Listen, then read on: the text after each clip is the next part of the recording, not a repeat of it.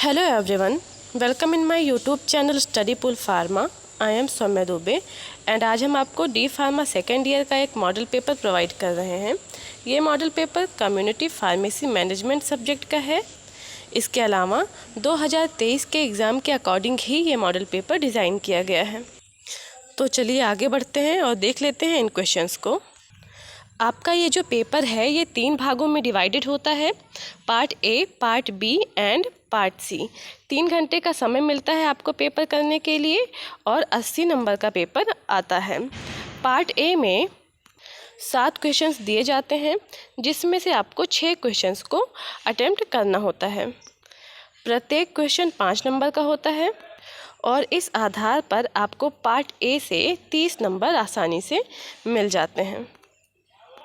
इसके अलावा part A के जो क्वेश्चंस होते हैं ये लॉन्ग आंसर टाइप क्वेश्चंस होते हैं और इन क्वेश्चंस को आपको डीप में सॉल्व करना पड़ता है। इनके आंसर्स को थोड़ा सा अच्छे से लिखना पड़ता है।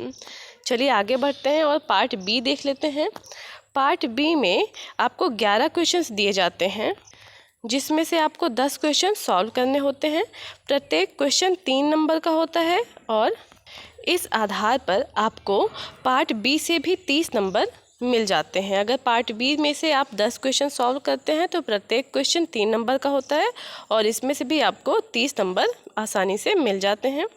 और पार्ट बी के जो क्वेश्चंस होते हैं ये शॉर्ट आंसर टाइप क्वेश्चंस होते हैं। इनमें बहुत ज़्यादा डीप में लिखने की आवश्यकता नहीं होती है।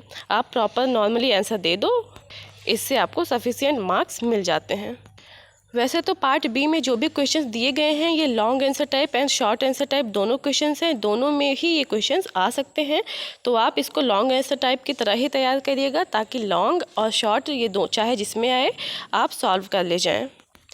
पार्ट सी के बारे में यहाँ डिस्कस नहीं किया गया है क्योंकि पार्ट सी में जो क्वेश्चंस हैं वो मल्टीपल चॉइस क्वेश्चंस होते हैं और ये पूरी यूनिट में से कहीं से भी आ सकते हैं।